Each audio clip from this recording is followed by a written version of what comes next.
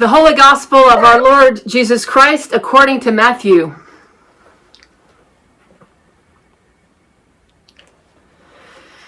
When Jesus saw the crowds, he went up to the mountains, and after he sat down, his disciples came to him.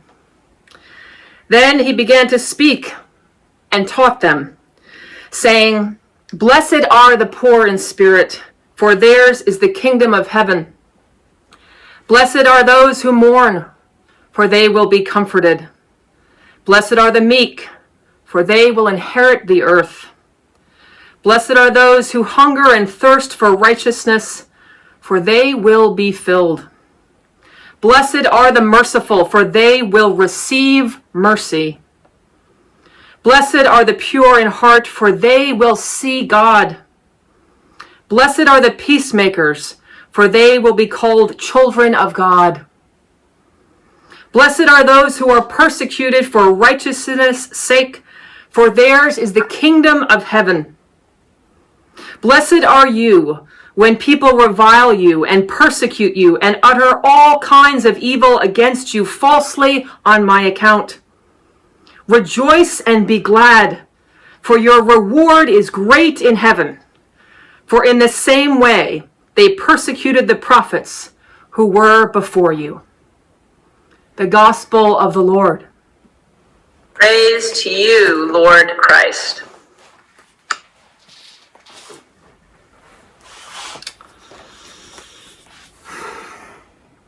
It is so good to see all of you here on the screen.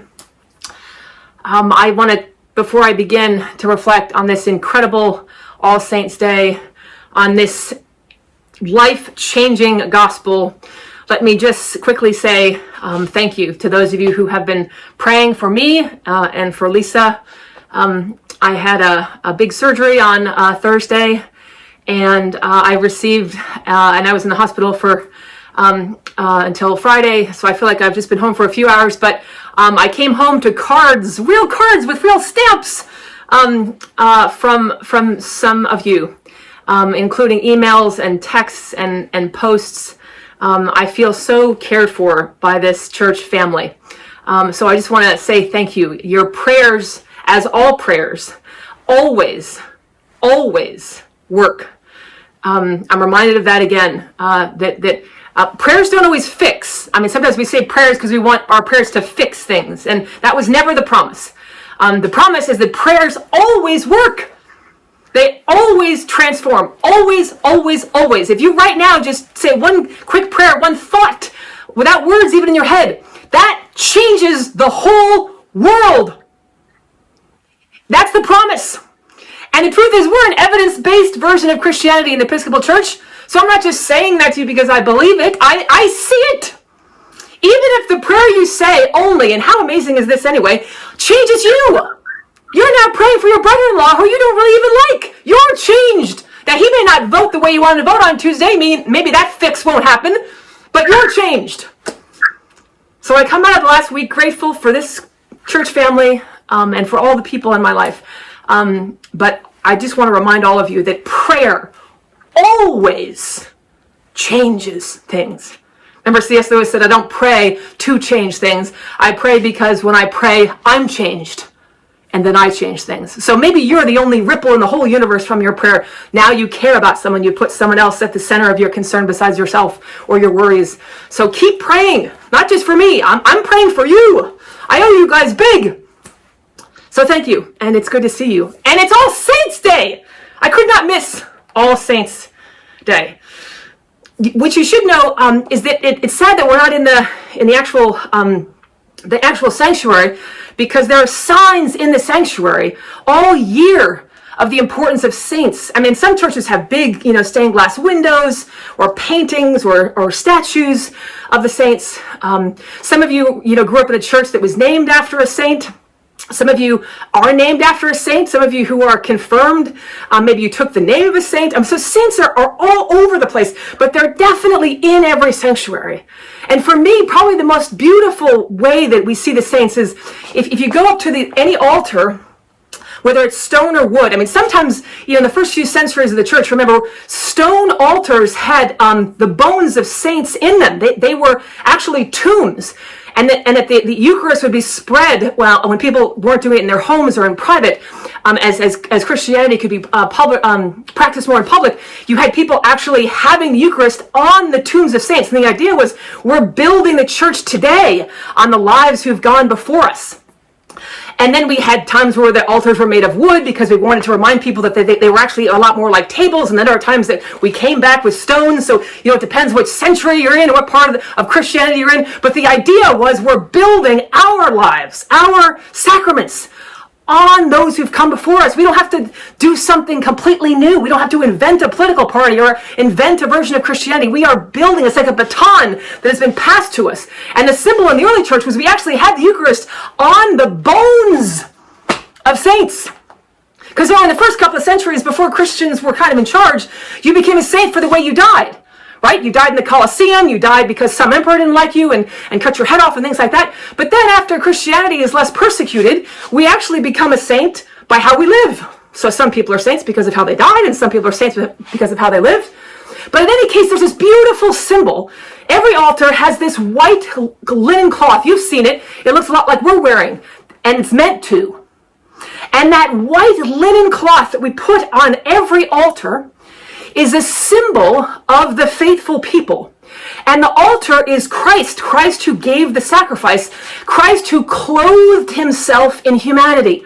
The human flesh is the clothing of God incarnate. That's why we spread out that simple cloth and it goes over the whole altar, because that's all the saints and us who have spread our humanity out, and Christ who fills it. That's why it is so unbelievably disturbing, and it's meant to be, when on Holy Thursday, when we strip the altars, that symbol, when we roll up and take away that garment, that's a symbol of us in the garden when Jesus is like, will you stay with me? Can you just stay awake with me? And then later that night, not only do they just take a nap to our Lord, asking for help and comfort, but then we have Peter denying Jesus. So when we pull away that garment, we are pulling away. That's when the saints left the Lord. That's why that moment is so sad. That isn't just the Romans stripping off Jesus' clothes. That's part of the symbolism too. But that's easy for us, right? The Romans are the bad guys in that story. So, the Romans took the cloth away. No! In the garden, or any one of us, whenever we turn from what's hard and holy, that's us pulling the cloth off. And that's why we wear white. This is a symbol of baptism, of the new life that we're given in Christ. So everywhere you see this sort of white garment, no, that's us. That is the skin, the flesh of your life. And Christ chose to live into the garment of humanity. Okay, but we can't get there because that's Advent. We're getting ahead of ourselves. Very exciting, but that's what we're getting ready for. And we're saints, people who knew that's what was happening, who said, take my flesh. Take my life and let it be consecrated unto thee. Have you heard that hymn? So the invitation is join the cloth. And quite often people think that means, getting ordained. No! That's baptismal, folks. We are already on the altar. Jesus said there's no greater love than this, than to lay down your life for someone else. Jesus said, if you seek to gain your life, you'll lose it. But if you lose your life for my sake, if you lay down into the humanity that I've entered, you will find your life. So many things to think about on All Saints' Day. Keep in mind, also in the history of the church, this is really cool. We talk about something called the Triduum, which is the 3 days, like, when you do Maundy, Thursday, Good Friday, and you get to Easter, there's these 3 days. Well, it's a tradition of the church that actually Halloween, All Saints' Day, and All Souls' Day, which is the day after All Saints' Day, that's a traditional Triduum too. It's called, ready for this? All Hallowtide. How cool is that? Some people even call All Saints' Day Hallowmass. By the way, Hallow means saint. You want to know where you get Halloween from? It means saint. Hallowmass. Happy Hallowmass. How cool is that? Why do we not use that word anymore? Anyway, here's the idea, though, that there's something happening over the last 3 days. Halloween, All Hallows Eve, it's seen as a night, there's all kinds, every culture has adapted this in its own way, but the idea was you're supposed to dress up in costumes and you're mocking death. you're running from it, you're teasing it, you're dressing up as it. You could dress up as a devil, you could dress up as a witch or something like that. And the idea is to mock death because death has been defeated. So Halloween is supposed to be kind of like, it's like celebrating that the bounties of Jesus has defeated death. So put on something and laugh at it. Death has lost its sting. Oh, death, where is your sting? That's what Halloween is all about. Pick up your pitchfork or whatever it is you want to dance around with. We are teasing death because you lose. Death gets 0. Jesus gets 1. That's the score of the resurrection. How does this end? Death is defeated. St. Paul says the last enemy defeated was death. That was the last thing. That's what's in your way. That's what's in my way. The fear of death.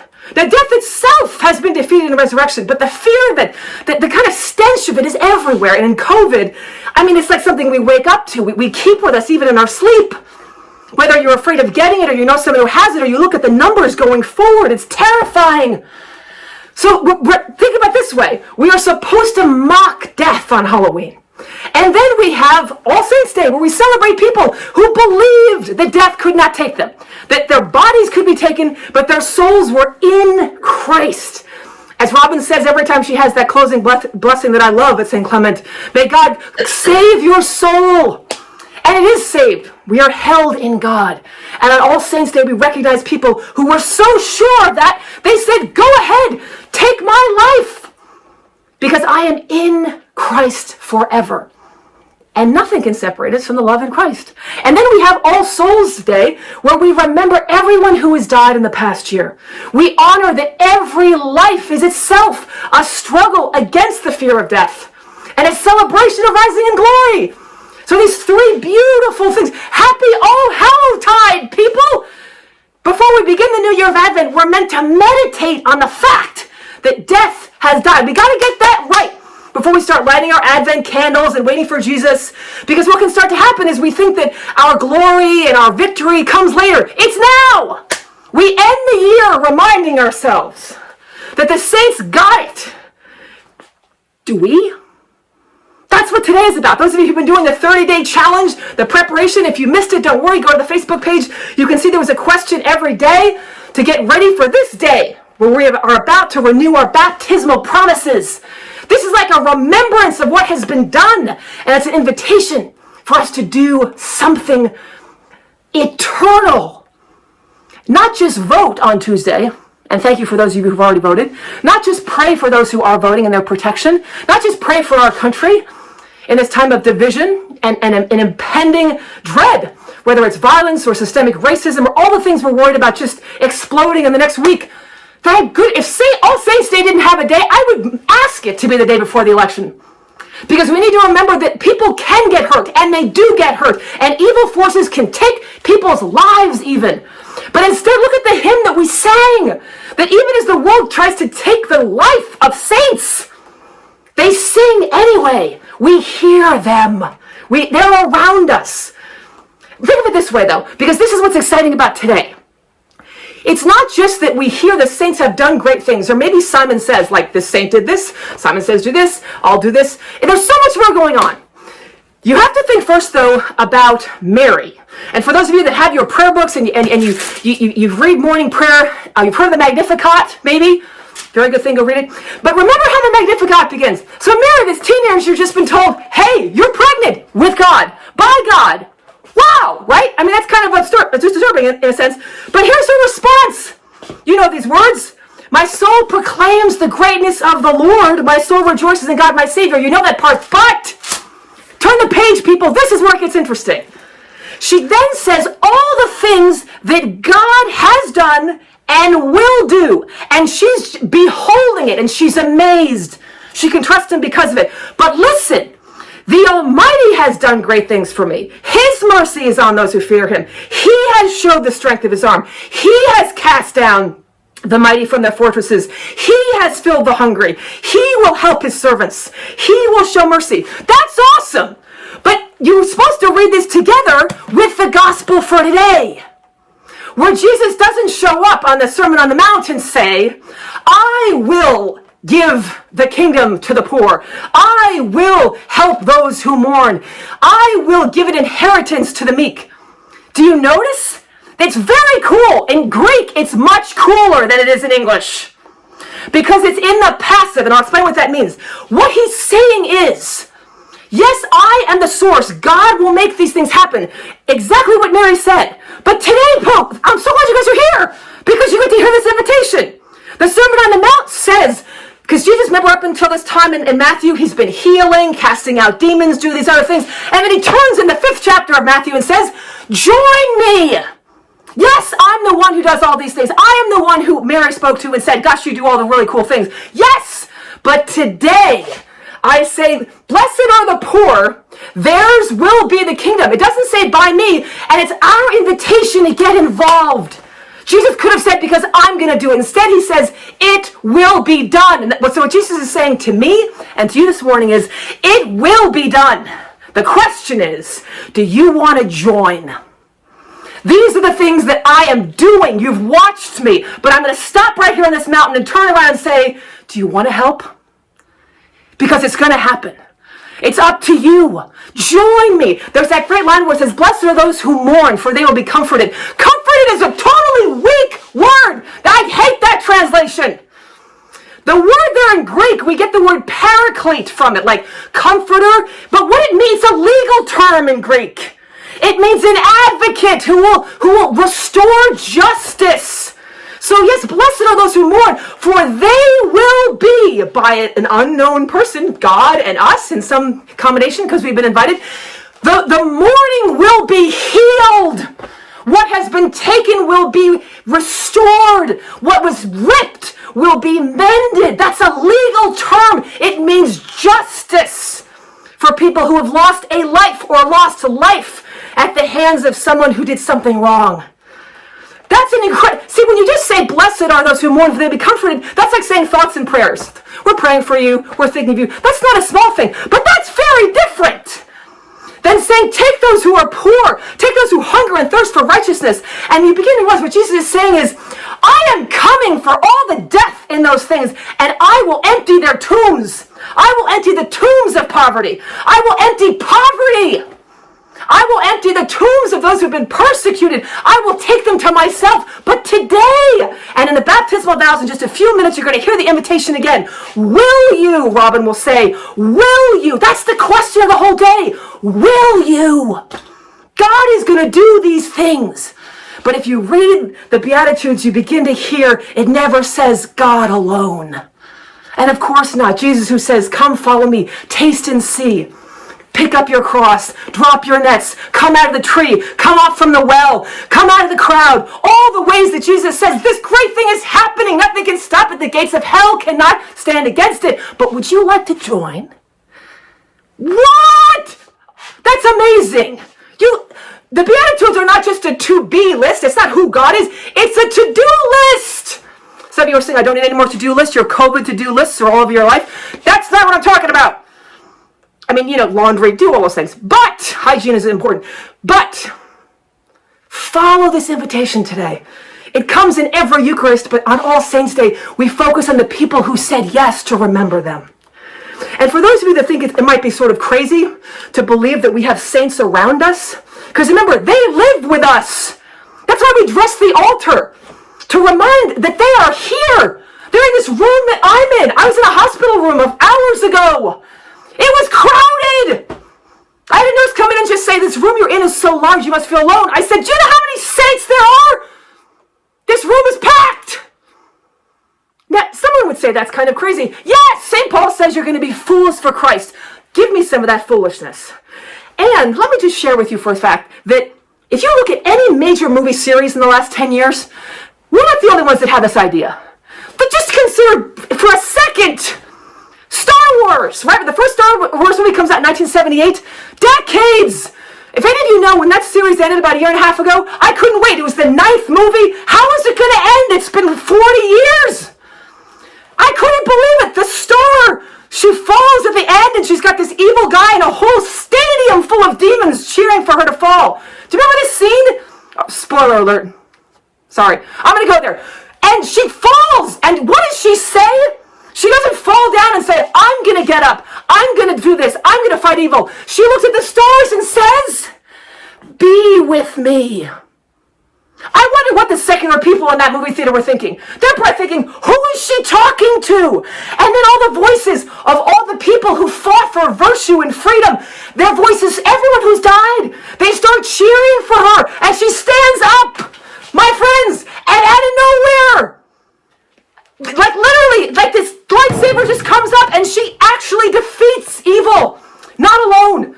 Okay, so that's just Star Wars. The Hobbit. Okay, Lord of the Rings, lots of movies, hours and hours. The Hobbit, you don't have to know any of these stories to know that the short, happy, unlikely universe saver gets all the way to the end of the story and collapses. His friends aren't there. His heroes aren't there. And he collapses. He's going to die on the mountain. And the second he collapses, you know what happens? Galadriel, who remember, J.R. Tolkien was a fervent Catholic who wanted everyone to be Catholic. And he puts a figure of Mary in the story, this feminine, eternal person. She grabs his arm and pulls him up. By the way, hobbits have huge feet. I couldn't bring these to the hospital, but these slippers are amazing because they remind you to sort of walk humbly with God. Happy are the feet, right? But he starts walking. Literally, a saint visits him and pulls him up, and then he goes and finishes the whole series alone. And then, of course, the best of all, Harry Potter. You get 7 books, 15 years. He comes to the end to face his mortal enemy. And what happens? Just before he goes into that battle, for those of you who know the story, spoiler alert, he says, I am ready to die. That is the phrase of a saint. Not, I am here to kill my enemy, but I am ready to give my life for love. And the second he does that, surrounding him in the dark forest are all the people who've died, all of his saints, standing there in their kind of ghost glory. And they just said, we are here with you. We are with you to the end. And Harry Potter looks at them and says, stay with me. And his mother, who died for him, leans over and says, we never left. Folks, All Saints Day is we need to be reminded we don't have to ask the saints to be with us. They have never left. They are here with us to sing with us in this time. Rob and the choir, thank you so much for finding ways to bring music into our lives. But I try to tell people that in this time that we're fasting from singing in person, the great gift of God is that I want us all to listen for the song of the saints. Do you know how many people are singing? It's hard to even count, as it says in the book of Revelation. Do you know how loud that choir is? In fact, maybe this is a time for us who have come to learn and to listen to human choirs so much, we're not listening for the saints singing to us. So that's all we can do. In the shower, in the kitchen, in your hospital bed, listen because they are singing. There's a verse of the song that we didn't get to because there's like 97 verses to for all the saints. So thank you, Rob, for your kind of care of creation and humanity and attention that you didn't include all of them. But there's a great one that says, steals on my ear, the triumphant song. We need a triumphant song. Not because we need more war, because we need to realize that we are not fighting against, in the political world right now, in the systemic racism, in the police brutality, in putting babies in prisons after they've been taken from their parents, people seeking asylum in this country. We read the Beatitudes as a declaration. It is both an invitation to join. You're saying, well, I wasn't married. God didn't come to me and say, well, you want to be pregnant with God? But in the Beatitudes, yes, Jesus says, join this group of people. What is the church? It's not the building we can't go in right now. The church is the movement of people that said yes. In a world where there are poor people, where the minimum wage is itself a poverty wage, into that world, this community says, blessed are the poor. We are going to join God and fix that. When people are mourning because their children have been taken away from them, we are going to work with God and we are going to fix that. When there are people who hunger and thirst for righteousness or who are persecuted, people who for generations believed Ezra Lazarus' poem on the Statue of Liberty that says, come, I hold my golden light at the door. They came for asylum and they have been sent away into that world. We say, we are going to join God and we are going with God to fix that. When you say your vows today, I pray it feels different. I feel that everything happening around us, the fear and the dark and the anxiety, only makes you more certain that you want to join a team that sees it, has always seen it, that has a choir that is singing, and saints forever, who have never left us. Wherever you're sitting right now, it's crowded. Join that number. Oh, when the saints go marching in, oh, to be in that number. You don't have to keep wishing anymore. The baptism of covenant is about to be renewed. Join that number now. Amen.